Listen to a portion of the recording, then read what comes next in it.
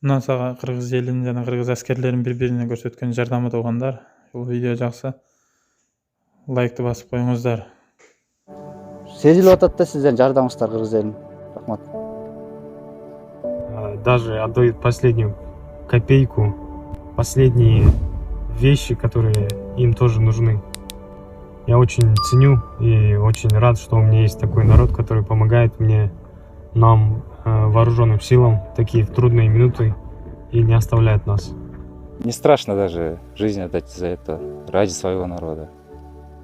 И ты понимаешь, что если у тебя такой народ сплоченный, то у Кыргызстана есть огромное будущее. В данный момент хотелось бы мира, чтобы народ построил, который покидает свои дома с детьми, с женами, покидает. Это уже больно смотреть. Я военнослужащий.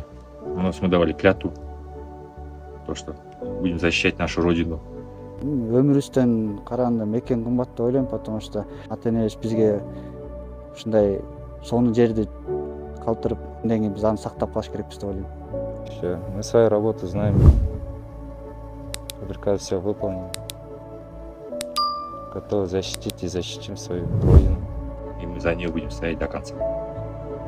Жогоруда батырларыбыз айта кеткендей, бир да сантиметрди бербейш, ушу жүрөбүз ушул жакта. Кыргыз элим тынч жатсаңар болот. Все будет отлично, все будет нормально. Все будет Оляне.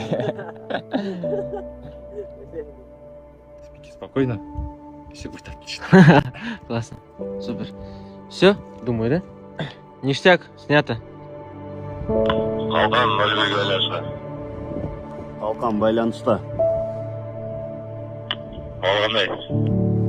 Ауыл 22-32. 01 қалған.